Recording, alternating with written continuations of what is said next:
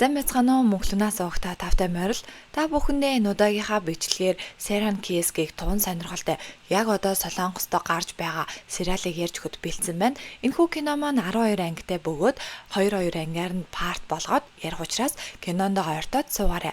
Мөн лайк болон subscribe битгий мартаарай. Мөнгөлнөөс уухтагаа хамтран ажиллахыг хүсэж байгаа хувь хүн болон байгууллага байвал Лунагийнхаа Instagram хаяг руу юм бичээрэй. Ингээд кинонд орцгоё.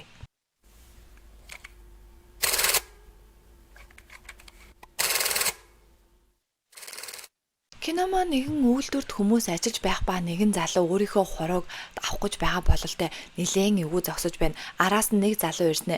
Мэ даатгалыг чинь хийлгч гисэн. Битгий санаа зов мөнгө төгрөгийг өгөх учраас бушуухан хийх ёстой юм а хий гэхэд нөгөө залуу хэл өгөхгүй зүгээр л өөрийнхөө хурууг хэрчиж байгаагаар кино эхэлдэг. Энэ хүн бол манай киноны гол дүр шилдэг даатгалын мөрдөгч Чао Сог.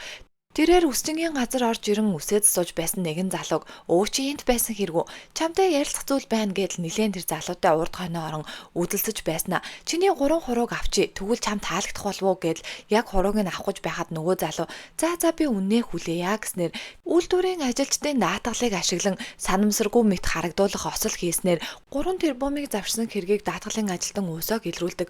Үүнийг нь сонсон түүний ахлах нь маш их баярлан түнд баяр хүргэнэ. Энэ үед нь түүний өмнө нь хариуцаж байсан даатгалтай холбоотой нэгэн үйлчлүүлэгч дахиад гэмсэн тухай сонсно. Ингээд яваад очсон тэр 10 настай жоохон охины ээж нь цагдаад мэдүүлэг өгж явах ба би охингүйгээрээ амьдрч чадахгүй. Миний охин хитрхи харамсалтай байна гэдэл уйлж байна. Харин үүсэг мөрдөгч түүний өрөөлөө яваад орсон охин нь ухаангүй хэвтэж байна. Жилийн өмнө охин санамсаргүйгээр нэг нүдэ алдсан. Энэ хэргийн даатгалын ажлыг үүсэг хариуцаж байсан. Харин энэ удаад охин 70% түлэгдэлтэй ухаангүй эмнэлэгт хэвтэж хөөхөөс ирснэ. Ээжийн буруу бишээ энэ миний буруу л гин. Харин ээж нь шинэ машины зурагт хуудас харчихсан машинаа захиалаад линэд алдаад байж гин. Энэ үед нь үүсэг ирснэ. Чамайг ямар их хүн гэдгийм бэ? Чам шиг муу сайн даатгалын лувирчдаг би заавал илрүүлэх болно. Жилийн өмнө охиныхоо нүдийг чи 50 сая воноор. Харин энэ удаад охиныхоо амьдын тамд унгаагаад 70 сая вон авахыг хүсэё гэл нилээн уурлна. Үүсэгийн ажил бол иймэрхүү даатгалын лувируудыг илрүүлдэг даатгалын мөрдөгч. Үзэгдэл солигдож Royal Lucian гэх нэлээд томоохон маш алдартай үнэтэй зурагнуудыг хадгалдаг мөн дуудлага худалдаанд оруулдаг галерей харагдана. Энэ эмэгтэй бол манай киноны гол дүрийн эмэгтэй болох Хан Соло. Тэрээр энэ галерейд ажилладаг. Өөрийнхөө ажил мэргэжилд нэлээд мэрэгшсэн маш олон жил ажиллаж байгаа туршлагатай мэргэжилтэн. Тэрээр туслах дуудлага худалдаачин болон гүйцэтгэх захирал хоёрын харж байсан зургийн урд очин шууд л утгаар сэрчдэг. Үүнийг харсан нөгөө хоёр нь зочирдон чи юу хийж байгаа юм бэ гэд ойрлоход Соло энэ бол хуурамч зураг. Тиймээс бид нар үүнийг гаргахгүй гин. Харин туслах дуудлага худалдаачин үүнийг олж ирсэн. Би зураачийн хүүгээс үүнийг худалдаж авсан гэхэд Соло зураач өөрөө хэвтэрт байгаа. Ямар ч зураг зурах чадалгүй. Тиймээс энэ хуурамч зураг. Манайх үүнийг гаргавал манай галерей шууд хаагдах болно. Нэр хүндээ алдах учраас үүнийг яасан ч гаргаж болохгүй гэдэл хэлнэ. Үүсэг мөрдөгч шарлын газар очин нэгэн харамсалтай дурсамж сөхөгдөн. Түүний эмэгтэй дүүн автослоор нас барсан байх ба хамт явж байсан найз залуу нь ганцхан жилийн ял авна. Үүнд нь үүсэг мөрдөгч санал нийлэхгүй. Чи миний дүүг алчсан. Чи алсан мэдтэй гэдэл түүн рүү дайрна. Одоо болтол үүсэг мөрдөгч дүүгийнхаа найз залуугийн ар гэрийг нь хараандаа байлгадаг. Оршуулах ясал дээр нь сууж байхад нь дүүгийн айл хизээний найз залуунд даатгуулчихсан. Харин мөнгөний авах хүн нь найз залуу нь жилийн дараа л найз залуу нь ямар ч гэм зэмгүйгээд суллагчсан байдаг. Сологийн үндсэн ажил нь эхлэх ба түүний ажилдаг VIP нь нэлээд томоохон тусгай үйлчлүүлэгч нарыг цуглуулan маш ховор үнэтэй зурагнуудыг дуудлага худалдаанд оруулдаг. Энэхүү дуудлага худалдаанд хэдэн зуун саяар байтугай тэрбумаар яригддаг. Энэ хүн бол Хан Сологийн захирал буюу энэхүү галерейн эзэн босс эмэгтэй. Хэдүүлээ цаашдаа босс эмэгтэй гэж нэрлээд явжээ. Хан Соло энэ удаад маш чухал арга хэмжээг хөтөлж явж байгаа бөгөөд түүний ардан зогсож байгаа энэхүү эмэгтэй бол туслах дуудлага худалдаачин Ким Юнжи. Энэ хүн цаашдаа нэлээд дурддах учраас та бүхэн тогтоогоод аваарай. Дуудлага худалдаа амжилттай дуусах ба дараа нь after party болно. Түүн дээр нь Юнжи маш их хэмжээний ориглоондаар сууна. Харин хамт ажилладаг хүмүүсүүд нь түүнийг хорих боловч тэрээр нэг зүйл бухимдсан бололтой Солороо үнэхээр муухай харна. Соло найзтайгаа ойр зуурын зүйл ярилцах ба найз нь тэр Юнжи чам руу үнэхээр муухай хараад байна. Чи болгоомжтой байгаарай гэд түүнд анхааруулна. Соло миний би жоохон муу байна. Би гарч агаар амьсгалъя гэд гарахт нь түүний араас нэгэн үйлчлүүлэгч гарч ирэн өнөөдрийн арга хэмжээ үнэхээр сайхан боллоо. Хоёулаа танилцсан намайг Жумбом гэдэг гэж өөрийгөө танилцуулна. Харин Хан Соло хоёулаа өмнө нь уулзаж байлуу. Би нэг харсан хүнээ мартдаггүй юм да гэвэл тэр хоёр зогсож байх үед араас нь Юнжи гарч ирэн "Сайн байна уу? Та манай VIP үйлчлүүлэгч баха. Танд ямар нэгэн хэрэгтэй зүйл гарвал надад заавал хэлээрэй" гэд өөрийнхөө нэрийн хуудсыг өгнө. Үүнд нь нөгөө үйлчлүүлэгч маш дургуутсан нүүрэн дээр нь нэрийн хуудсыг нь базаж хаяад "Чи өөрийнхөө оролцохгүй юмаа мэддэггүй бололтой. Замбаас зайл" гээд л явна. Соолог нүүр бодолтын өрөөнд байхад Юнжи орж ирэн түүнийг битгий дүр хэсэг зүгээр л үннээ хэл. Чиний худал хуурмгийн чинь бүгдийг би мэднэ гэхэд Сооло хоёлаа тэгвэл шууд ярилцъя. Чи өөрийнхөө хэрэг хэмжээг мэдэрэй гин. Юнжи удахгүй намайг захирал чиний суудал дээр тавина гэсэн. Тиймээс халагдахтаа бэлдээд хэсэгэн зурж гисэн жаргалаа идлээд наана байдаа гин. Үүнд нь Сооло инээн "Ёо чи өөрийнхөө үнэхээр их юмд бодох юм а. Миний хэмжээ нь очино гэж бодож байна уу" гэд тэр хоёр нэлээд маргалтна. Үүсэг мөрдөгчийн утас руу хэн нэгэн даатгалын лойрын талаар мэддэхийг хүсэж байна. Үүнээс болоод хүн амь насаа алдсан гэж хэлнэ. Энэ дуудлагынхын цаана Юнжи байх ба удахгүй тантай уулзъя гэд өөрийнхөө байгаа байрлалыг түүнд хэлнэ. Үүсэг мөрдөгч шууд л хувцас өмсөд гарах гэж байхад нь түүний хавуучин хамт ажилладаг байсан мөрдөгч эмэгтэй гэртэн унтаж байдаг. Чухал дуудлагатай гарах гэж байна гэхэд нөгөө эмэгтэй нь хамт явъя гин. Юнжи аварын шатаар уруудаад яг орох гэж байхад нь хэн нэгэн өөдөөс нь түүнийг түлхэнэ. Уусаг мөрдөгч нөгөө эмэгтэй мөрдөгчтэй хамт хэлсэн байршлахын дагуу явж очин нөгөө дугаарлуугаа залгасан боловч хинч хариулдаггүй. Яагаад ингэдэг билээ гэд гайхаад үүдэнд нь зогсож байхад гэнэл дээрээс нэгэн хүн унж ирнэ. Юу билээ гэд харсан. Утсан дээр нь уусаг мөрдөгчийн дуудлага байх ба уусаг мөрдөгчтэй уулзахыг хүссэн Юнжи дээрээс унсан байдаг. Үүнийг харсан уусаг мөрдөгч өөртөө нь уулзах гэж байсан эмэгтэй нас барсанд үнэхээр их цочирддаг. Яг цаг 22:11 болж ах ба тэнд байсан хүмүүс айн сандралддаг. Харин задлан шинжилгээгээр Юнжид ямар нэгэн гадны хүчтэй ноцтой гэмтэл бэртэл юуж байхгүй байна. Өөрөө амиа хорлсон байх магадлал өндөр байна гэж тайлбарлана. Үүсэг мөрдөгч нөгөө 10 настай охинтой уулзах ба ээж нь айл хизээний охиныхоо даатгалын мөнгийг авчихсан.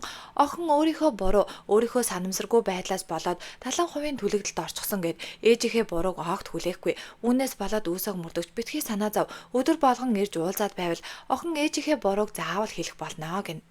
Соологийн найз нь жаз бар ажилладаг ба Соологийн ажлын газрын хүмүүсүүд нь гашуудлын хувцастай Юнжигийн оршуулах ёслол руу явж байдаг. Тэр орой Юнжиг гарах гэж байхад нь аваарын шатны өөдөөс орж ирсэн хүн бол Соологийн найз байдаг. Уусаг мөрдөгчөд бүх зүйл маш сонин санагдана. Өөрлөн залгаад хүний амь настай холбоотой даатгалын маш том лойврыг илрүүлэх гэж байхад нь мөн нөгөө эмэгтэйтэй уулзах гэж байхад нь тэр нь шууд л амиа хорлсон нэг л сэжигтэй санагдан тэр эмэгтэйн ажиллаж байсан галерейд очино. Харин энэ үедээ санамсаргүйгээр Соолог олж хардаг. Босс хэсэгтээ Сооло болон гүйцэтгэх захирал хоёрыг дуудан манай компани юу болоод байгаа юм? Тэр эмэгтэйгийн нас барсан нь маш олон хүмүүсүүдийн анхаарлыг татаж байна гэхэд тэдний ярианаас гүйцэтгэх захирал болон Сооло хоёр нэлээн өрсөлддөг гэдг нь тодорхой. Харин Сооло энэ бүхнийг би хариуцах болно. Бүгдийн нам жим дарах болно гэнэ. Сооло мөрдөгч нартай уулзсан мөрдөгчнөр танай тэр ажилтан эмэгтэй амиа хорлсон гэж бодож байна уу? Танай ажил дээр ямар нэгэн дарамт байдгүй. Тэр өдөр байсан бүх VIP үйлчлүүлэгч нарын мэдээллийг авахыг хүсэж байна гэхэд Сооло манай компанид тийм зүйл байхгүй. Тэр эмэгтэйн амиа хорлсон нь өөрийнх нь хувийн асуудалтай холбоотой байх. Тэглээж бид нар VIP үйлчлүүлэгч нарынхаа мэдээллийг өгч чадахгүй. Хамтран ажилласандаа таатай байна. Үлдсэн нь та нарын ажил баха гэд гараад явна. Сооло ариун цэрийн өрөөнд би нилээ муу байгаа бололтой чичирчгсэн нэг юм гаргаж угаад санарчсан зогсож байдаг. Үүсэг даатгалын мөрдөгч нөгөө галерейн байгууллага дотор мөрдлөг хийж яваад нөгөө хоёр мөрдөгчтэй таарна. Тэдний ярианаас Үүсэг мөрдөгч эднэртэй хамт нэг цагдаагийн албанд баг болж ажилладаг байсан. Харин дүүгийнх нь хэрэг дээр нь ахлах нь ажиллаад дутуу мөрснөөс болоод гэмт хэрэгтэн одоо суул. Харин дүүнд харамсалтай нас барчихсан.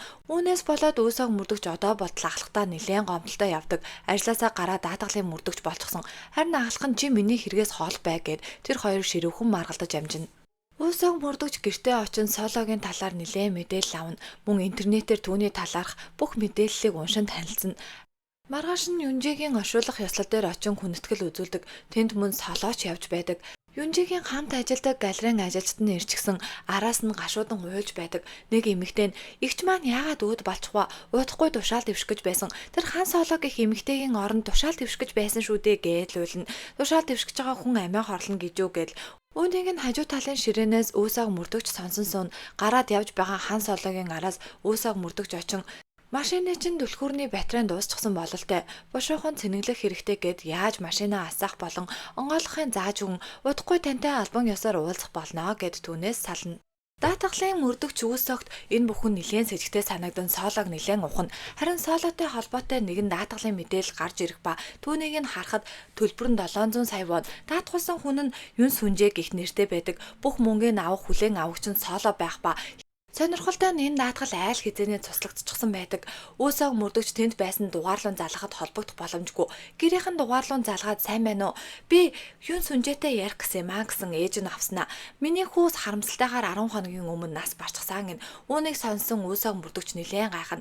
Хүүгээ 10 хоногийн өмнө алдчихсан ээж хөөхий гашуудаад сууж байдаг. 10 хоногийн өмнө харамсалтайгаар амь насаа алдсан Юн Сүнжээ бол Хан Сологийн сүйд залуу байсан. Хан Соло сүү тавьж байсан үеийнхаа бичлэгийг үзэн дарс шимэн сууна. Маргааш өглөө нь үүсэг мөрдөгч Сологийн даатгалын хэргийг алхтаа танилцуулан сүйд залуу нь 10 хоногийн өмнө нас барчихсан байлээ. Гэхдээ яагаад даатгалыг зуталчихсан юм бол гэдэл гайхна. Тэгснээ өөрийнхөө өмнө нь хамт ажилдаг байсан мөрдөгч дүүдээ энэ бүхнийг танилцуулан чи нилээн сайн судлаадах өөр даатгалын юм байна уу? Ямар нэгэн хэрэгтэй холбогдсон байна уу гэдэл түнд даатгана. Үүсэг мөрдөгч Сологийн ажил дээр очин өөрийгөө даатгалын ажилтан гэдгээ танилцуулан танай ажилтан байсан Юнжи яагаад амиа хорлох болсон юм бол эсвэл хин нэгэн алчсан юм болов уу? Чи юу гэж бодож байна? Гэхдээ чамд одоо сайхан байгаа ах та. Чиний оронд ажиллах ёстой байсан хүн өгчгсөн байна штэ гэхэд Соло юу ч болоогүй юм шиг би цагдаа нарт бүгднгийн тайлбарж хэлсэн. Даатгалын мөрдөгч хүртэл энэ асуудлыг хөөхөд явдаг хэрэггүй. Үнэхээр завтай юм аа гэд гараад явхад нь Үүсэг мөрдөгч Юн Сүнжээгийн даатгалын мөнгө овоо хэдэн төгрөг байсан шүү гэж хэлнэ. Үзэгдэл солигдож тадагийн газрын утас дуурах ба эмэгтэй мөрдөгч утсаа авахад хин нэгэн галерейн ажилтан Юнжээгийн өхөл амиа хорлолт биш харин аллах байсан гэж хэлнэ. Үүсэг мөрдөгч Юн Сүнжээ та хоёр ихэр нөхөр байгаагүй. Харин тэрээр даатгуулчихсан. Бүр авах мөнгө нь 700 сая вон. Авах хүн нь чамайг гэд биччихсэн байсан. Гэхдээ харамсалтай нь тэр хүн хэдхэн хоногийн өмнө нас барсан. Бүр харамсалтай нь юу гэж үхэхээс өмнө хэдхэн хоногийн өмнө даатгалаа тусалчихсан байсан. Хэрвээ амжилттай болсон бол чи тэр мөнгийг авах байсан штэ гин. Гэхдээ даатгал туслагдсан ч гэсэн бүртгүүлсэн 200 сая вон буцаад Юн Сүнжээгийн данс руу орчихсон гэдгийг сонсон Соло. Тэглээр тэр мөнгийг намайг авсан гэх гээд байна уу? Би 200 сая воноос олж сүйд залуугаа алсан гэх гээд байна уу чи гин. Үзэгдэл солигдож нөгөө эмэгтэй нас барсан өдөр дээвэр дээр нэгэн хүн зогсож ба тэр хүн нь Соло байдаг. Соло гэртээ унтаж байхад нь утсанд орно. Уцаа авсан найз нь залгаад ах нас барчихсан байна. Чи ирээ таниад өгөх боломж байна уу гин. Үүнийг сонсон Соло маш их гайхан. Би нилээн муу царай нь маш сонхоор нас барсан гих усан онгоцны зогсоол дээр яваад очино. Харин найз залуу нь өөрийн гэсэн усан онгоцтой. Дүүгээрээ зугаалж явж байгаад ус руу санамсаргүй унаад түүнээсээ болоод усан онгоцныхоо сэнсэнд нүрээ зохиулчихсан. Танихын аргагүй болцсон байсан учраас сүд бүсгүйгийн дуудаж авчирч таниулах арга хэмжээ авдаг. Харин Соло ямар ч нүүрний хууралгүйгээр түүний цогцыг хараад тийм ээ мөн байна гэж хэлнэ. Соло ажлаа тараад эрэгтэй найзынхаа баар нь очсон. Харин эрэгтэй найз нь ойртоо чиний царай жоохон бүргэр харагдаад ах юм. Би чинь зүгээрөө гэхэд Соло зүгээрээ гин.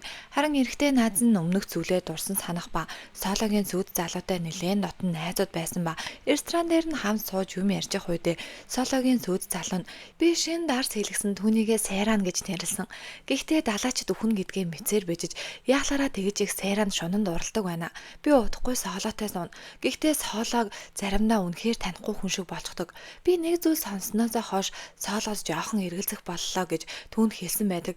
Энэ талаараа эрэгтэй найз нь бодон суухад түүний утас дуурах ба Соло тэр хоёрыг гаднаас нэгэн эмэгтэй ажиглаа зогсож байдаг. Харин залуу утсандаа хариулахгүй байхад нөгөө эмэгтэй шууд л яваад өгнө. Маргааш өглөөнөө Сологийн нарийн бичг нь орж ирэн уучлаарай дарга Юнжигийн эд зүйлсийг яах вэ хэн гэрт нь аваач ч өгөх вэ гин. Харин Юнжигийн гэрт нь айл гизээний үүсэг мөрдөгч ирчихсэн. Би даатгалын ажилтан байгаамаа охинтой чинь тэр өдөр уулзгаж байсан боловч гэд яаж байх үед хонхон дуурна. Харин энэ үед нь Соло орж ирэх ба Юнжигийн эд зүйлсийг авчирлаа гин.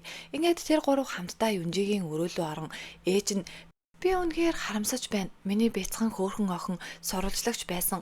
Үнэхээр ажилдаа дуртай байсан боловч нэг л өдөр танай компани руу орно гэж зөрүүлсэн. Яагаад гэснээр би мэдэхгүй. Гэхдээ та хоёр хэрэгтэй зүйлээ эндээс аваарай л гин. Ээжийг нь гарсны дараа Соло ширээн дээрээс нь нэгэн хуваартай дэвтэр олно.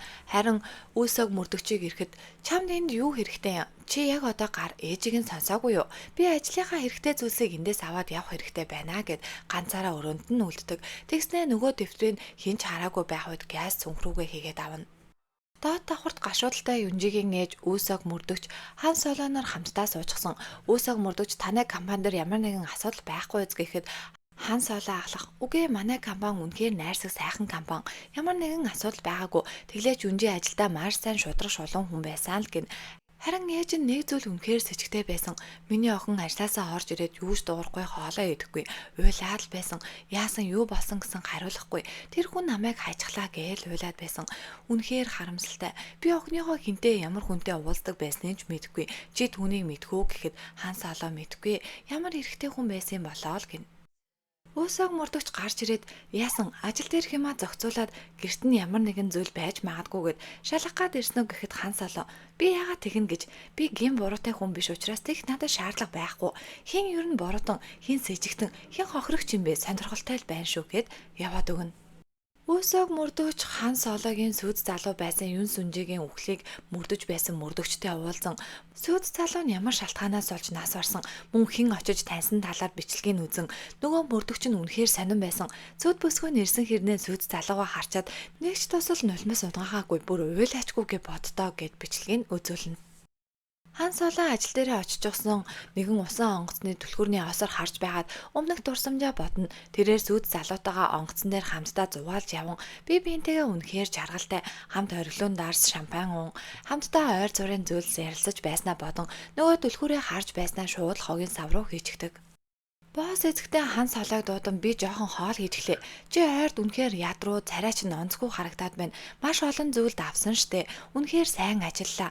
Ийм ойрхон хүнд зүйлийг туулаад чи ч үнэхээр хэцүү юм а. Тэгээд яахлаараа амралт авдаггүй ажиллаа хийдэг байна гэсэн Солоо. Надад ажиллаа хийх нь хамаагүй дээр байдаг юм а. Ойр зургийн зүйл бодохгүй завгүй байсан дээрээ гэд хамтдаа хоол идцгэн. Солоо даргийнхаа хийж өгсөн хоолыг төд удалгүй нойлын өрөө ороод бүгднийг бөөлжөөд гаргачихдаг. Үүсэг мөрдөгч Сологийн сүйд залуу болох Юнжигийн ажилладаг ресторан дээр очино. Түүний туслагтай уулзсан танаа эзэн чинь ямар нэгэн сэжигтэй зүйл байсан уу гэхэд туслах нь үгүй гин.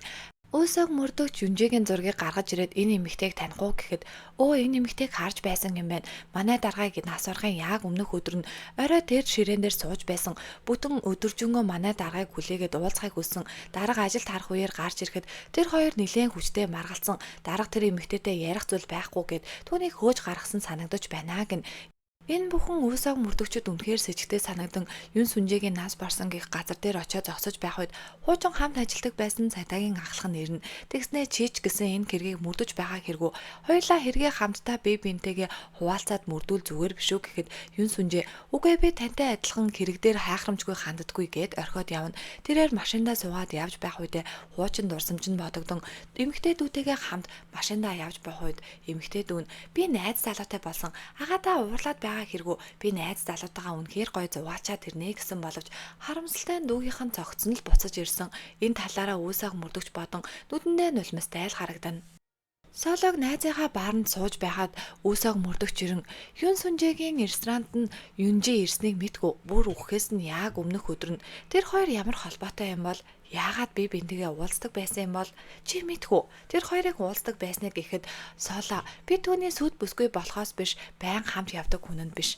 Тиймээс яаж мэдх юм бэ гин. Үүсэг мөрдөгч тэгэхээр чи мдээгүй байсан бах нэ. Ажлын чинь эмэгтэй сүд залуу хоёр чинь байн уулздаг гэхлээр тэр хоёр ямар нэгэн нотон харилцаа байсан гэж бодож байна уу гэхэд Сологийн царай нилээ эвгүй босноо. Араар тавилт гэж хэлэх гээд байна уу гэхэд Үүсэг мөрдөгч тийм ээ хайртай болохоороо алдаг, хардаад алдаг үсттэй. Энд чинь нийтлэг зүйл. Эсвэл даатгалын мөнгө юм уу? Хүн нэг удаа мөнгөний амтыг амтлахаараа шунаад тэр амтнаас гарч чаддаггүй юм. Чи Юн Сүнжээ болон Юнжи хоёрыг алснаа гэхэд Соло огт санарсан шинжгүй шууд л өөдөөс нь харснаа зүгээр л инээдэг. Хаашааш болжгсон энэ тэндгүй хувцас тарчсан гэрлөө Соло явж орно. Харин унтлагынхаа өрөөлөө шагаахад түүний сүйд залуу болох Юн Сүнжээтэй хамт орон дээр хин нэгэн байдаг. Тэр хүн нь бол Солотой хамт ажилладаг туслах худалдаачин Юнжи байдаг. Энэ хоёрыг харчихсан Соло юу ч хийж чадахгүй хараад л зогсно. Харин Юнжи өөдөөс нь инээж байна гэж Соло аимшигтай зүүдлэн сэрдэг. Үүсэг мөрдөгч Юн Сүнжээ, Юнжи мөн Соло нарын талаарх мэдээллийг өөрийнхөө хуучин хамт ажилладаг байсан туслах эмэгтэй мөрдөгчдөө ярина. Юн Сүнжээ болон Юнжи хоёр бие биенийгаа таньдаг. Тэр хоёр Солоогоос гадуур уулздаг байсан гэдгийг сонссон. Туслах эмэгтэй мөрдөгч нь тэгэхээр энэ араар тавилын хэрэг болж таарж байна уу л гин. Соолог ажил дээрээ эрэхтэн ажлынх нь хүмүүс ардуур нь живжив гэдэл яриад байдаг. Цэглэгаан шатандаа орсон гүйцэтгэх захирал нь чи нэрэд ажлын группийг харсан уу? Ахлах ажилтан туслах ажилтнаа бүглээцээр байгаад амийг нь хорлуулсан гэж байна гэхэд Сооло та өөрийнхөө нууц аккаунтаар бичсэн бол олигтойхон юм зохиогоод биччихэж яалаараа ийм зүйл хийдэг байна гэд гараад явна. Соолотой хамт юм уугаад байсан найз нь түүний компанид зурагчнаар ажилладаг бүх галерейн зургнуудыг авдаг бололтой. Харин тэр хоёрыг араас нь хараад байсан эмэгтэй бол тэр залуугийн төрсөн дүүн. Та Сооло ихчээс хоол бай. Тэр бол муу ёр дагуулсан эмэгтэй. Өөрийнхөө сүйд залууг хүртэл алчсан. Манай ажлын ихчийг хүртэл алчглаа гэхэд ах нь чи ийм зүйл ярьж болохгүй. Тэр хүн бид хоёрт ямар их тусалсан бilé. Чимээгүй бай гэдэл дүүгээ хорно. Уусаа мөрдөгч нөгөө 10 настай охин дээр очино. Охин ээжэд маань мөнгө хэрэгтэй. Гэхдээ мөнгөтэй боллоо гэд ээж аз жаргалтай болохгүй. Илүү явсаар байвал буруу зам руу орж байна. Би ээждээ туслахыг хүсэж байна хаа. Гэхдээ ээж маань шоронд орох болов уу гэд уйлан. Уусаа мөрдөгчд бүх үннээ хэлдэг. Уусаа мөрдөгч бүгдийг сонсоод гараад явж байх үед туслах нь яахлаараа ийм их хүн байдаг байна. Хэдхэн жил авна гэж бодгоор харамсалтай юм. Насаараа хоригдуул таарна гэд тэр хоёрыг ярьж байх үед уусаа мөрдөгчийн утсан дуурна. Хан Сологийн нэр дээр наа даатгал дээр нэгэн сэтгцийн эмч буюу Чуу Янхуу гэдэг хүн даатгуулсан байдаг. Тэр хүн нь хэдэн жилийн өмнө өөрлөгөө хор шахаад нас барчихсан. Гэхдээ нас барахаасаа өмнө даатгалаа мөн цуцалчихсан. Үхэл нь ямар нэгэн гадны нөлөө байхгүй. Тэр эмэгтэй огт даатгалын мөнгө аваагүй гэдгийг сонсон дарга нь энэ тэгвэл бидний хөөцөлдөх асуудал биш байна гэн. Уусаа мөрдөгч үүнтэй санал нийлдэггүй. Хоёрын хоёр хүн нас барчихсан. Мөн даатгалын мөнгийг авах хүн нэг эмэгтэйгийн нэр байна гэд боттоо гээл гараад явна. Харин нөгөө нас барсан гэх Чуу эмчийн ажиллаж байсан сэтгцэн эмчдэр очин асуухад уучлаарай бид нар талигаачийн талаар ямар нэгэн юм хэлэхгүй гин. Хан Сологийн талаар асуухад бид нар өвчтний талаар юу ч хэлэхгүй гин. Харин энэ үед нь тэнд зогсож байсан нэгэн совилогч нилээн жигтэй хараад байсныг анзаарсан Уусаа мөрдөгч түүнийг хүлээдэг. Харин мэдээлэл өгөхийг хүсгэд нөгөө эмэгтэй тэгвэл мөн өгөөрэй гэд тэр хоёр хамтдаа хоолны газар орно. Нөгөө эмэгтэй хамтдаа хоол захиалан нэгэнгүү ярьж эхэлнэ. Чуу юмж байгаа зү манай яста айгүй мундаг юмж байсан. Тэр Хан Солоод бүр ухаангүй дууралсан. Найз хүүхнээ хайсан гэж бод. Тэр Хан Солоо ч тэр эмчийн өвчтөн байсан байхгүй юу? Гэхдээ яагаад ирсэн гэж сэтгэл готралтай. Найз залуугаа алдчихсан. Найз залуу нь өмнө нь сэрт явж байгаа террорист халтлагт ороод нас барсан гэсэн. Тэгээл сэтгэл готралд ороод манай эмнэлэгт эмчүүлдэг байсан гээл хамаг юмыг ярьж эхэлнэ. Соло ажил дээрээ Юнжигийн гэрээс олж авсан нөгөө дэвтрээ устгаа зогсож байдаг. Дэвтэр дээр нь Хан Сологийн юу хийсэн, хинтээ уулзсан, хаашаа томилолтоор явсан, хаагур явсан гэд бүгдийг нь тэмдэглэжсэн байдаг. Энэ үед нь найз нь орж ирээд Синжи ах надаа өмнө нь хэлж байсан. Чиний нэр дээр өөрийгөө даатгуулчихсан гэд чи тэр мөнгийг авсан уу гэхэд Соло юм хэлж чаддаггүй. Харин чи үнэхээр Синжи ахад хайртай байсан уу гэхэд Соло чи хүртэл ингэх байсан юм уу? Би чамайг миний талд байгаа л гэж бодсон. Арайч намайг ингэж бодож байгаа гэж бодоогүй гэдэл гомдоод гараад явна. Гэрлэгөө явж байх үедээ ханын амар том боршуур харан хайртай хүнээ даатгуулаарай гэсэн эмнэлгийн боршуур харснаа Хан Соло зүгээр л инээгээд өнгөрдөг. Уусаа мөрдөгч гэртээ Хан Солотой холбоотой бүх хүмүүсүүдийг самбар дээр тавьчихсан. Нөгөө хамгийн ихний найз залуу болох Сэрт террорист талдлагаар нас барсан залуугийн талаар нэлээд судалгаа хийж суудаг. Нөгөө залуу нь тухайн үедээ Хан Солотой үерхдэг. Мөн Хан Сологийн нэр дээр өөрийгөө даатгуулчихсан. Даатгалаач мөн үхэхээсээ хэдхэн хоногийн өмнө цуцалсан байдаг. Солог ажил дээрээ эрэхтэн туслах нь таны нэр дээр нэгэн шуудан зураг ирсэн гин нөгөө зургийг яваад очиод харсан. Нөгөөхийнх нь нэр нь Сэрийн өнчин гэсэн нэртэй байдаг. Үүнийг харсан Сологийн бие нилээн муудан нилээн зочирддог. Тэгээд тэрээр зурагнуудаа харан сууж байх үед араас нь Уусаа мөрдөгч нууцаар орж ирснэ. Нэгэн түргэний эмч нэг охинтой уярхдаг байсан. Нөгөөдгөндөө ухаангүй дуурлаад түүнтэйгээ хамт байхын тулд үргэлж ажилдаа явдаг. Сайн дурын ажил хийдэг байсан. Тэгээд хайртай эмэгтэйдээ зориулж өөрийгөө даатгуулчихсан. Гэхдээ өгөхөөсөө хэдхэн хоногийн өмнө даатгалаа цуцалсан. Даатгал нь хэрвээ авсан бол 200 сая вон байсан. Харин найз хүүхэн нь түүний өвлөөс болоод цочирдоод худлаа унаа мэдэгдэхгүй сэтгэл готролд орон сэтгцэн эмчдэр очиж үзүүлдэг байсан. Нөгөө эмч нь хүртэл түүнд дурлан түүнтэй хамт үерхэж түүний нэр дээр өөрийгөө даатгуулсан. Гэхдээ мөн л өгөхөөсөө хэдхэн хоногийн өмнө даатгалаа цуцалсан. Тэр мөнгийг авсан бол 500 сая вон болох байсан. Харин сүүлийн залууг нь бол чи бит хоёр хоёулаа мэдэж байгаа. Харин энэ бүхнээс чи юу олж авсан юм бэ? Бүгдээнгийнх нь мөнгийн чи огт авч чадаагүй. Гэхдээ би нэг зүйл ойлгож авлаа. Хан Солог хайрлсан бүх ирчүүд бүгдээрээ өгдөг юм байна байна гэгдгийг сонссон Хан Соло "Тийм үү? Тэгвэл миний дараачийн залуу хэн байх бол чи түүнийг мэдэж байна уу? Би тэр залууг сонгохдоо одоо бэлэн байна" гин. Харин энэ үед нь үүсэг мөрдөгч юу ч хэлж чадахгүй байснаар манай киноны 1 2 дугаар анги маань дуусаж байгаа юм. Та бүхэнд маань Сайраны Кейс гэх кино маань таалагдсан бол лайк болон subscribe-а дараад Лунагаа дэмжээрэй. Луна нь киногоо маш хурдан оруулахыг хичээх учраас та бүхэн маань гой үгтэй комент бичээд урмын үг хайрлаарай гэж хүсмээр байна. Мөн Лунатайгаа хамтран ажиллахыг хүсэж байгаа хувь хүн болон байгууллага байвал Лунагийнхаа Instagram хаяг руу юм бичээрэй. За ингээд дараагийн анги хүртэл түр баяртай.